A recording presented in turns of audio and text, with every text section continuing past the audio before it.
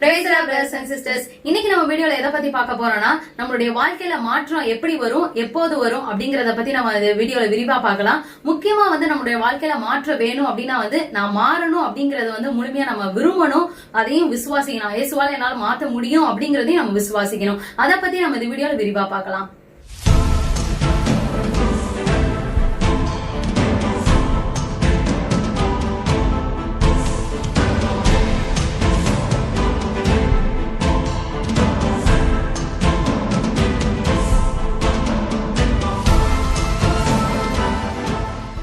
முதலாவது பார்த்தோம்னா நம்ம எப்ப நம்ம மாற்றத்தை விரும்பணும் அப்படின்னு பாத்தீங்கன்னா, ஒரு காலத்துல நம்ம நல்லா இருந்திருக்கலாம், நம்மளுடைய வாழ்க்கை சரியா நமக்கு போயிட்டு இருந்திருக்கலாம். இடையில ஏதோ ஒரு சூழ்நிலைனால நம்ம பிசினஸ்லயோ இல்ல ஏதோ ஒரு விஷயத்துல நமக்கு ஒரு நஷ்டம் வந்திருக்கலாம், இல்ல நம்ம வாழ்க்கையில ஏதோ ஒரு இழப்பு வந்திருக்கலாம், யாரையாவது நமக்கு பிடித்த மனிதர்கள் நம்ம குடும்பத்திலே கூட நம்ம இழந்திருக்கலாம். நம்ம என்ன பண்ணுவோம் அப்படின்னா, அந்த இழப்பு வந்ததும் அதை நம்ம தாங்கிக்க முடியாம அப்படியே நம்ம சோர்ந்து போய் உட்கார்ந்துருவோம். ஏதோ ஒரு இழப்போ நஷ்டமோ மட்டும் கிடையாது, நமக்கு இடையில பிரிவினை கூட இருக்கலாம். முதல்ல நீங்க குடும்பமா சந்தோஷமா இருக்கலாம், இப்ப கொஞ்சம் வருடங்களா நீங்க பிரிந்து போய் இருக்கலாம். இந்த மாதிரி சூழ்நிலைனாலும் நம்ம அப்படியே உட்கார்ந்துடக்கூடாது. ஆண்டவர் அவ்வளவுதான், நம்மளுடைய ஜெபம் எல்லாம் ஒண்ணுமே இல்ல அப்படின்ற மாதிரி நம்ம நினைச்சு உட்கார்ந்துடக்கூடாது.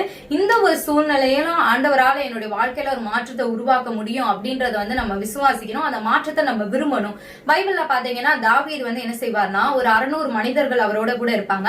இவங்க எல்லாரும் ஒரு யுத்தத்துக்கு போயிட்டு ஒரு சண்டைக்கு போயிட்டு வருவாங்க. நம்ம எல்லாருக்கும் தெரியும், ஒரு சண்டைக்கு போயிட்டு வந்தா எவ்வளவு டயர்டா இருந்திருப்பாங்கன்னு. அந்த மாதிரி போயிட்டு வர்றாங்க. வந்ததுக்கப்புறம் பாத்தீங்கன்னா இந்த 600 பேரோட மனைவி, ஆடு மாடுகள் எல்லாத்தையும் ஒரு இடத்துல வச்சுட்டு போயிருப்பாங்க. அது எல்லாமே பாத்தீங்கன்னா ஒருத்தவங்க எடுத்துட்டு போயிருவாங்க. எதிரிகள் எதிரி நாட்டுல எடுத்துட்டு போயிருவாங்க.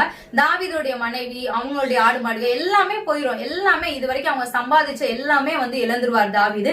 இந்த மாதிரி சூழ்நிலை என்ன நடக்கும் அப்படின்னு பாத்தீங்கன்னா, இப்ப இவர் ஏற்கனவே நீங்க நினைச்சு பாருங்க, ஏற்கனவே ஒரு யுத்தத்துல வந்திருக்காரு. ஒரு பயங்கரமான ஒரு நம்ம வாழ்க்கையில இந்த மாதிரி தான் நடக்கும். ஒரு பெரிய பிரச்சனையை முடிச்சுட்டு அப்பதான் உட்கார்ந்துருப்போம், அப்பாடா ஒரு பெரிய பிரச்சனை முடிஞ்சு அப்படின்னு சொல்லி திரும்ப அடுத்த ஒரு மன உளைச்சல் வரும். இந்த மாதிரி நிறைய நேரம் நடக்கும். அப்ப இந்த மனிதர்கள் என்ன பண்றாங்கன்னா, அவங்களுக்கு அழுகுறதுக்கு பலனே இல்லாத வரைக்கும் ரொம்ப தேம்பி தேம்பி அழுகுறாங்க அப்படின்னு பைபிள்ல பாக்குறோம். இதுல ஒரு முக்கியமான விஷயம் என்னன்னா, இந்த மனிதர்கள் எல்லாருமே தாவீது மேல ரொம்ப கோவப்படுறாங்க. ஏன் அப்படின்னு பாத்தீங்கன்னா, தாவீதாலதான் நமக்கு இவ்வளவு பெரிய நஷ்டம் வந்துச்சு, இவங்க சொன்னதை நம்பி, தாவீது சொல்றதை நம்பி நம்ம போனனாலதான் இப்ப எல்லாமே இழந்துட்டோம் அப்படின்ற மாதிரி அவங்க எல்லாருமே நினைச்சு தாவீது மேல கல்லறியணும் அப்படின்னு சொல்லி அவனை எப்படியா கொன்றணும் அப்படின்ற மாதிரி ரெடியா இருக்காங்க. இந்த மாதிரிதான் நம்மளுடைய வாழ்க்கையை நிறைய நேரம் நடக்கும். நம்ம ஆரம்பத்துல நம்ம சொல்ற ஒரு யோசனையை கேட்டு அவங்க அதை செய்ய ஆரம்பிச்சிருப்பாங்க. ஆனா திடீர்னு பாத்தீங்கன்னா அது ரொம்ப அப்படியே நஷ்டமாயிரும். எல்லாமே ஒரு பிசினஸா இருக்கலாம், இல்ல நம்ம சொன்ன ஏதோ ஒரு ஐடியா கேட்டு அவங்க இது பண்ணிக்கலாம். நமக்கும் அது நஷ்டமா தான் இருக்கும், நமக்கும் அது வருத்தமா தான் இருக்கும். ஆனா அதை அவங்க புரிஞ்சுக்க மாட்டாங்க. நீங்க சொன்ன நான் கேட்டுதான் இப்ப பாருங்க நான் நடுத்தருக்கு வந்துட்டேன் அப்படின்ற மாதிரி மக்கள் யோசிப்பாங்க. இவங்க யாரா வேணாலும் இருக்கலாம், உங்க பிசினஸ் பார்ட்னரா இருக்கலாம், இல்ல உங்க கணவனா இருக்கலாம், உங்க மனைவியா இருக்கலாம், உங்க அப்பா அம்மாவா இருக்கலாம், சொந்தக்காரங்களா இருக்கலாம், உங்க நண்பர்களா இருக்கலாம், எந்த மனிதர்களா வேணாலும் இருக்கலாம். உன்னோட பேச்சு கேட்டு இப்படி பண்ணனால்தான் இப்படி ஆயிடுச்சு அப்படின்ற மாதிரி திடீர்னு சொல்லிடுவாங்க.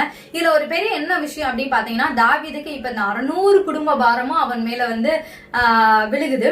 அதாவது இப்ப நமக்கே தெரியும், ஒரு குடும்பத்தை ஓட்டுறதே நமக்கு ஒரு பெரிய விஷயம். திடீர்னு நம்ம வாழ்க்கையில இப்படிதான் வரும். நம்ம குடும்ப பாரம் மட்டும் இல்லாமல் நம்மளை சுத்தி நிறைய குடும்பத்தினுடைய பாரம் நம்ம மேல அப்படியே அமுக்குற மாதிரி இருக்கும். இந்த மாதிரி சூழ்நிலையில இந்த மாதிரி நேரத்துலதான் பிசாசு என்ன சொல்லும் அப்படின்னு பாத்தீங்கன்னா, இப்ப பாத்தியா நீ நம்பின ஆண்டவர் உன்னை கைவிட்டாரு, நீ என்ன பண்ணிட்டு பேசாம தேவனை தூசிச்சிரு அப்படின்ற மாதிரி பிசாசு நீ செத்து போயிரு அப்படின்ற மாதிரி பிசாசு சொல்லும். யோபுடைய மனைவியை பாத்தீங்கன்னா தெரியும், எல்லாமே இழந்ததுக்கு அப்புறம் யோபுடைய மனைவி சொல்லுவாங்க, நீர் எதுக்கு இன்னும் உயிரோட இருக்கிற, ஆண்டவரே இல்லன்னு சொல்லி தூசிச்சுட்டு நீங்க செத்துருங்க அப்படின்ற மாதிரி சொல்லுவாங்க. நிறைய பேர் ஆண்டவர் கிறிஸ்தவத்தை விட்டு வெளியே போயிருக்காங்க. இந்த மாதிரி ஒரு இழப்பு நஷ்டம் வந்தாலே ஆண்டவரே இல்ல, நான் இதனால் வரைக்கும் ஜெபிச்சதெல்லாம் ஒரு பொய்யான ஆண்டவர்கிட்ட தான், அந்த மாதிரி சொல்லிட்டு போயிருவாங்க. நம்ம அந்த மாதிரி சோர்ந்து போய் அப்படியே உள்ள அப்படியே அமுங்கி போயிடக்கூடாது. தாவீது என்ன பண்ணுவாருன்னா, ஆண்டவர்கிட்ட போய் கேட்பாரு. அப்ப ஆண்டவர் என்ன சொல்லுவாருன்னா, நீ போய் அதை சகலத்தையும் திரும்ப திருப்பி கொள்வாய். அதாவது நீ போன உனக்கு நீ இழந்த எல்லாமே உனக்கு திரும்ப கிடைக்கும் அப்படின்ற மாதிரி ஆண்டவர் சொல்வாரு. அதாவது இதுல பெரிய என்ன ஒரு விஷயம் அப்படின்னா, ஆண்டவர் ஒரு நம்பிக்கையான ஒரு வார்த்தை மட்டுமே சொல்லியிருக்காரே தவிர நீ எங்க போகணும், யாரை பார்க்கணும், அந்த மாதிரி எந்த ஒரு டைரக்ஷனுமே ஆண்டவர் சொல்லல. இப்படிதான் நம்ம வாழ்க்கையில் நடக்கும். சில நேரம் ஆண்டவர் நான் கண்டிப்பா உனக்காக செய்வேன் அப்படின்ற நம்பிக்கையான வார்த்தை மட்டுமே சொல்லுவார் தவிர அக்யூரேட்டா இங்க இந்த இடத்துலதான் உனக்கு அந்த இது இருக்கு, நீ இழந்து போனது இருக்கு அப்படின்ற மாதிரி சொல்ல மாட்டாரு. சில நேரம் ஆண்டவர் அப்படின்னு சொல்லுவாரு. இப்ப அனனியாட்டெல்லாம் ஆண்டவர் பேசுவார். நிறைய தீர்க்கதரிசிகள்ட்ட அந்த பைபிள்ல நம்ம படிக்கிறோம், இந்த மாதிரி கரெக்டா தெரு பேரு சொல்லி, அந்த மனிதன் பேரு சொல்லி கரெக்டாவும் பேசுவாரு. சில நேரம் இந்த மாதிரி நம்பிக்கையான வார்த்தைகள் மட்டுமே சொல்லுவாரு. எதுக்காக அப்படின்னா, நம்ம அந்த ஒரு ரொம்ப லோவா இருக்க அந்த ஒரு நேரத்திலயும் ஆண்டவரை நம்ம விசுவாசிச்சு நம்ம முதல் படி எடுத்து வைக்கிறோமா அப்படின்றத ஆண்டவர் வந்து அந்த நேரத்துல பாக்குறாரு. தாவீது வந்து ஒரு மாற்றத்தை விரும்புறாரு. நான் எப்படியாவது இந்த நேரத்திலே நான் போய் நான் இழந்த எல்லாத்தையும் நான் திருப்பி கொள்வேன் அப்படின்னு சொல்லி விசுவாசத்தோட சுத்தி முத்தி எல்லாமே தாவீதை கொல்றதுக்கு ரெடியா இருக்காங்க. அந்த நேரத்திலயும் அவர் எழுந்து போறாரு. போறப்பையும் பாத்தீங்கன்னா அவரோட கூட இருந்த நிறைய பேர் சோர்ந்து போய் உட்கார்ந்துடுறாங்க. ஆனா கடைசி வரைக்கும் இவர் இருந்து அந்த இழந்து போன எல்லாத்தையும் திருப்பி கொண்டு வராரு. இந்த மாதிரி நம்மளுடைய வாழ்க்கையிலும் எவ்வளவு ஒரு ரொம்ப மன அழுத்தத்துக்கு போனாலும் உங்களை சுற்றி யாருமே சப்போர்ட் பண்ணாத மாதிரி இருந்தாலும் உங்களுடைய குடும்ப உறுப்பினர்கள் நண்பர்களே வந்து உங்களுக்கு விரோதமா இதுக்கு முன்னாடி ஆதரவு அளித்தவங்களே திடீர்னு வந்து உங்களுக்கு வந்து ரொம்ப உன்னால்தான் இப்படி ஆயிடுச்சு அப்படின்ற மாதிரி பேசினாலும் கூட நீங்க ஆண்டவருக்குள்ள உங்களை திடப்படுத்தி கொண்டு நான் எப்படியாவது ஒரு மாற்றத்தை விரும்புறேன், இழந்தது எல்லாத்தையும் எனக்கு ஆண்டவர் திரும்பி தருவார் அப்படின்ற ஒரு நம்பிக்கையோடு நம்ம எழுந்து போகும்போது நிச்சயமா அந்த ஆசீர்வாதம் கிடைக்கும். நாங்க எங்க வாழ்க்கையில் நடந்த ஒரு சின்ன சாட்சி நான் சொல்றேன். சபைக்காக ஆண்டவர் வந்து இடம் வாங்க சொன்னாரு, சர்ச்சுக்காக இடம் பார்க்க சொன்னாரு. அப்ப நாங்க நிறைய இடம் பார்த்துட்டே இருந்தோம். எங்களுக்கு வந்து சரியா வந்து எந்த இடமே அமையல. அப்ப வந்து திடீர்னு பாத்தீங்கன்னா ஆவியானவர் வந்து ஒரு உந்துதல் கொடுக்குறாரு. ஒரே ஒரு கிராமம் பக்கத்துல ஒரு கிராமத்தை பேர் வந்து சொல்லி இந்த இடத்துக்கு நீங்க வந்து போய் பாருங்க அப்படின்ற மாதிரி. நாங்க பொதுவா எப்பயும் என்ன பண்ணுவோம்னா அவங்களுக்கு கால் பண்ணி போன் நம்பர் பேசிட்டு அவங்கள வர சொல்லி அந்த மாதிரி தான் நாங்க போய் பார்ப்போம். ஆண்டவர் வந்து திடீர்னு இடம் மட்டும் சொல்றாரு, யார போய் பார்க்கணும் எதுவுமே எங்களுக்கு தெரியாது. அப்ப எங்க அப்பா கூட கிளம்புறப்ப யார போய் பார்க்கணும் ஒண்ணுமே தெரியலையே அப்படின்னு மாதிரி சொல்றாங்க. அப்ப நாங்க எல்லாரும் சொல்றோம், சும்மா நீங்க போங்கப்பா, யாராவது ஆண்டவர் வந்து அனுப்பாரு அப்படின்னு சொல்றோம். அதே மாதிரி இவங்களும் சும்மா போறாங்க.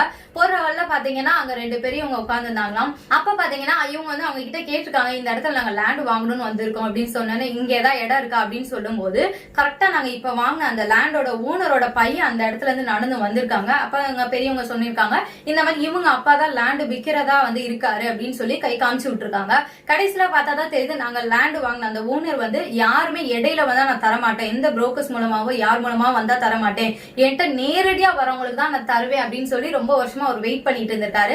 இந்த மாதிரி ஆண்டவர் வந்து சில நேரம் வந்து நம்ம விசுவாசத்துல முதல் அடி எடுத்து வைக்கும் போது அந்த மாற்றத்தை நம்ம விரும்பும் போது வீட்டிலே இருக்காம எனக்கு எங்க செய்யறது போறது எதுவுமே தெரியல அப்படின்னு நம்ம நினைச்சிட்டு வீட்டிலே இருக்காம முதல் அடி நம்ம விசுவாசத்தோட எடுக்கும் போது ஆண்டவர் அவருடைய தேவ தூதர்களை அனுப்பி நம்முடைய காரியங்கள் எல்லாம் வாய்க்க செய்வார். ரெண்டாவதா பார்த்தோம்னா வந்து சுய பரிதாபத்துல இருந்து நம்ம வெளியே வந்தாதான் நம்முடைய வாழ்க்கையில வந்து ஒரு பெரிய மாற்றம் வரும். சுய பரிதாபம்னா என்ன அப்படிங்கறத ஃபர்ஸ்ட் நம்ம பார்த்தலாம். சுய பரிதாபம்னா என்ன அப்படின்னா வந்து என்னுடைய வாழ்க்கையில எதுவுமே இல்ல, எனக்குன்னு யாருமே கிடையாது, நான் இப்படி ஒரு சூழ்நிலையில இருக்கேன், என்ன தூக்கி விட யாருமே இல்ல, எனக்காக ஜெபம் பண்ண யாருமே இல்ல, இவ்வளவுதான் என்னுடைய வாழ்க்கையா அப்படின்னு வந்து ஒரு சில நேரம் நம்மளுடைய குறைகளை பார்த்து நம்மளே வந்து எனக்கு இது இருக்கு அப்படின்னு சொல்லிட்டு நம்மளே வந்து ஒரு முடங்கி கிடந்துருவோம். இதுதான் வந்து ஒரு சுய பரிதாபம். அது பார்த்தோம்னா வந்து என்ன பண்ணுவோம்னா நம்மளே வந்து பரிதாபப்பட்டுவோம். இப்ப அடுத்தவங்களை பார்த்து ஏதாச்சும் நம்ம பரிதாபப்படுறோம், அது வந்து இயற்கையா பண்ணுவோம்ல, அதே மாதிரி நம்மளே வந்து நம்மள்ட்ட இது இருக்கும் அப்படின்னு சொல்லிட்டு என்ன பிரச்சனை பரிதாபப்பட்டு இவ்வளவுதான் அப்படின்னு சொல்லி பரிதாபப்பட்டு நம்மள அழுதுகிட்டே வந்து இருத்தாம அழுதுகிட்டே இருப்போம். ஒரு முடங்கான ஒரு நிலைமை அப்படியே இருக்கும்.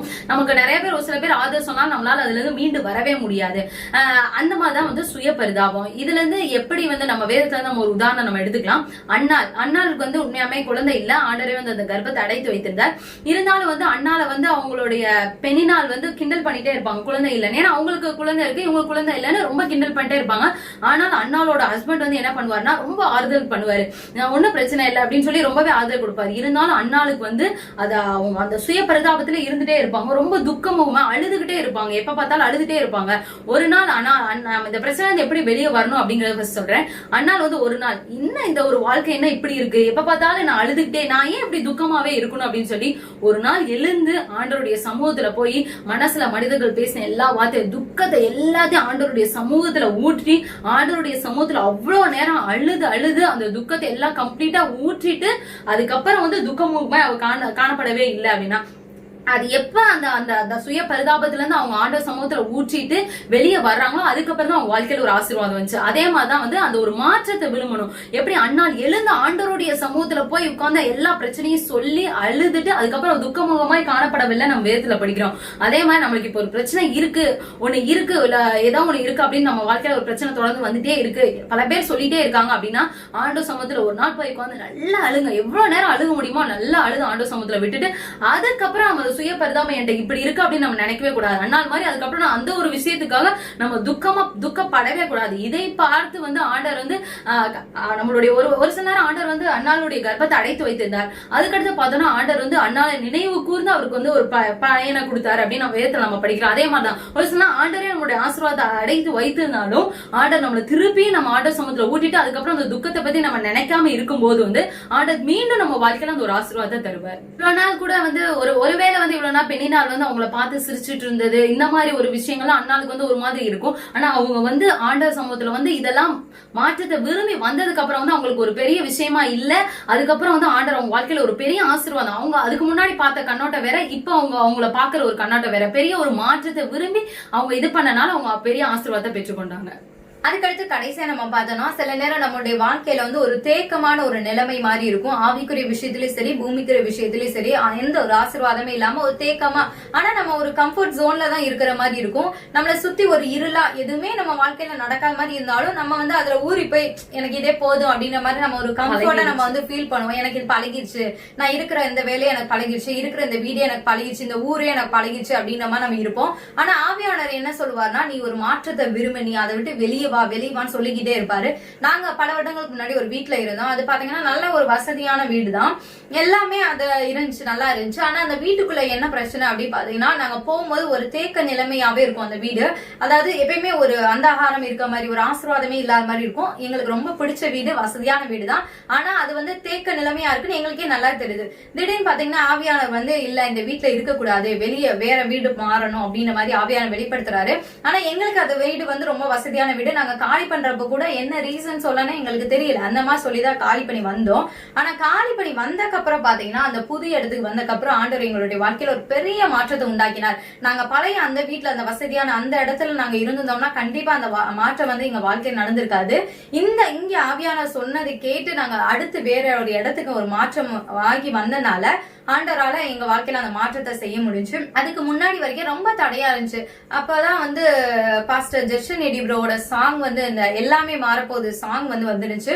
அப்ப அந்த பாட்டை நான் ஒரு நாள் ஃபுல்லா அப்படியே அந்த பாட்டை நான் பாடிக்கிட்டே இருக்கேன். ஆண்டவரே நான் மாற்ற விரும்புறேன், நான் மாற்றத்தை விரும்புறேன், இது ஒரு தேக்க நிலைமையா இருக்கு எங்களுடைய வாழ்க்கை அப்படின்னு சொல்லி ஃபுல் டே நான் அதை பாடிக்கிட்டே இருக்கேன். கரெக்டா 2வது நாள் பாத்தீங்கன்னா எங்களுக்கு ஆண்டவர் வந்து வேற ஒரு வீட்டை காமிக்கிறாரு. நாங்க அந்த வீட்டுக்கு வந்து மாறி வந்துட்டோம். இந்த மாதிரிதான் சில நேரம் பாத்தீங்கன்னா ஆவியானவர் நம்மள வந்து நம்மளுடைய கம்ஃபர்ட் ஜோனை விட்டு வெளியே வர சொல்வார். நமக்கு அது பிடிக்கவே பிடிக்காது.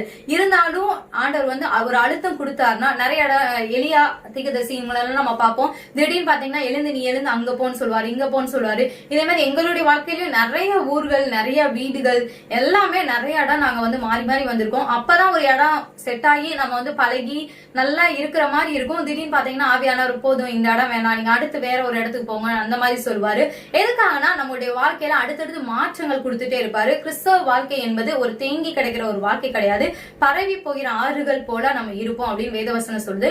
இந்த மாதிரி சில நேரம் ஆவியானுடைய சத்தத்தை நம்ம கேட்டு அதுக்கு கீழ்ப்படியும் போதுதான் நம்மளுடைய வாழ்க்கையில ஒரு பெரிய மாற்றத்தை நம்ம காண முடியும். அதாவது சில நேரம் நம்ம என்ன நடக்கும் அப்படின்னு பாத்தீங்கன்னா, நமக்கு பிடிச்சு போயிடும், அந்த வேலை பிடிச்சு போயிடும். ஆனா அதுல எந்த ஒரு மாற்றமே நம்ம வாழ்க்கையில வந்து இருக்கவே இருக்காது. பல வருடங்கள் அப்படியே தேங்கியே கிடக்குற மாதிரி நம்ம இருப்போம். இல்ல சில நண்பர்கள் அந்த ஏரியால நமக்கு இருப்பாங்க, சில உறவினர்கள் இருப்பாங்க, நமக்கு பிடிச்ச ஊரா கூட இருக்கும். ஆனா ஆவியானவர் நம்ம கிட்ட சொல்லிக்கிட்டே இருப்பாரு, நீ இந்த இடத்த விட்டு போயிருன்னு சொல்லுவாரு. ஆனா நமக்கு அந்த இடம் ரொம்ப கம்ஃபர்டபுளா இருக்கனால நம்ம அந்த இடத்துல இருக்கணும் அப்படின்ற மாதிரி நினைப்போம்.